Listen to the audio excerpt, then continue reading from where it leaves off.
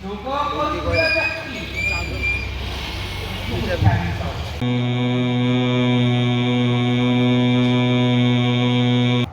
करत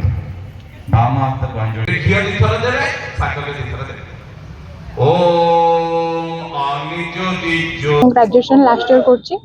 मोठी 3 वर्ष हेलानी जोग शिखुली फास्ट मते मो अजा नहीं कि मंदिर जो शिखाउता से फास्ट शिखिली तापर एटी मो 25 दिन जोग ट्रेनिंग नेली मो जोग शिक्षक हबा पई भी बहुत इच्छा प्रकाश करूछि। देखो आमर भारतीय संस्कृति परंपरा रे अछि जोग एटा आमर भारतीय संस्कृति परंपरा गोटे बहुत बड़ देन आम पई आ एथि पई आमर जो गुरु अछंती स्वामी जी रामदेव बाबा से आरो बहुत प्रयास करछंती एवं जोग जोटा गिरी कंधरे लुचि की थिला आज पूरा जन समाज रे गोटे जन आंदोलन आज बहुत गर्व अनुभव कर ढेंकानाल जिला कामाख्या नगर तहसील रे एपरी गोटे सुंदर कार्यक्रम सहयोग शिक्षक प्रशिक्षण कार्यक्रम 25 दिन धरी चली बहुत सुंदर भाव चली आमर जिते राज्य प्रभारी अच्छा समस्त एठू आसिक भी क्लास एवं माने एमती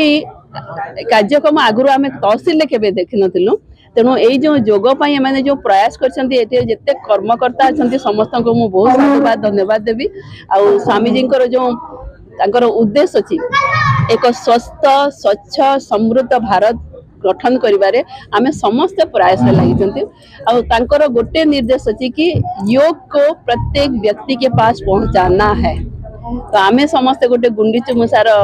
माने रोल करी आकु जाइछु आ सेते पई कामाख्या नगर तहसील बहुत माने श्रेष्ठतम कार्यक्रम देइछंती एवं स्वामीजी जो निर्देश अछि जखन अन्य गुरु माने कौन करती शिष्य करती किंतु आम गुरु से कहते कि मैं जैसा हूँ मैं अपना प्रतिरूप आप में देखना चाहता माने मु जेमती गुरु आपण भी सेमती गुरु सेमती से कहती मु जेमती जोग शिखाऊँ आपण शिखातु मु जेमती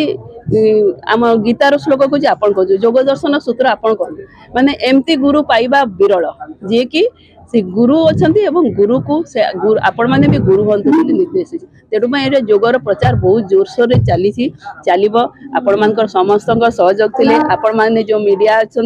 एमाने आपण मैंने जिनस को जिते भाइराल करेंगे जोग आहरी प्रचार प्रसारित मुझे आपण मान अनुरोध करुच्ची जोगर प्रचार करूँ ताले गोटे स्वामीजी जो स्वप्न अच्छी गोटे स्वस्थ स्वच्छ एवं समृद्ध भारत गठन करेंगे। देखो ये गोटे बहुत बड़ा संयोग जे कि एक तहसील लेवल पतंजलि संगठन माध्यम रे 25 दिन धरी जो कार्यक्रम चलला जो थे कि योग आयुर्वेद एवं अनेक शिक्षा दैनंदिन जीवन दिनचर्या शिक्षा प्रदान करागला ता सहित योग सहित यज्ञ शिक्षा प्रदान करागला जो संस्कृति की नहीं भारत वर्ष गर्व करे से संस्कृति किपर ए तहसील स्थापित हो पार से हूँ ऋषि संस्कृति से हूँ कृषि संस्कृतिर वार्ता आज पूरा संगठन माध्यम रे एवं रवि बाबूंकर प्रयास एवं ये अंचल समस्त बुद्धिजीवी भाई और भौणी माने योग शिक्षिका शिक्षिकार सहयोग रे एक भव्य कार्यक्रम को स्थापित करा जाय पारो। विगत 25 दिन हला 27 अक्टोबर रु सहयोग प्रशिक्षण शिविर आरंभ होईची कामाख्या नगर रे रवि भाईंकर उत्साह एवं उद्दीपना आपण मानकर समस्त सहयोग रे आज समापन होची रोग पाई जोग ये जो उक्तिटा माने समस्ते दोहराई सब बेले तार मर्म है जे जदि जड़े जोग करे ताहले रोग रहिबो नाही जदि जड़े रोगी भी जोग करे से उपयोगी हो जिवो निरोगी हो जिवो इटा आमर वक्तव्य नुहे आमर पूर्वपुरुष जो माने मुनि ऋषि माने एटा को निजे निजर अभिज्ञतार एटा को हमको उपहार देइछंती समाज को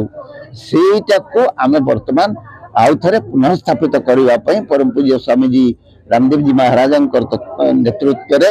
आमे सारा भारत वर्ष रे एमती जो सहयोग शिक्षक प्रशिक्षण करूचु ताकर माध्यम रे योग को प्रसार करूचु एवं घरे घरे निरोगी हबा पई समस्त को प्रबोध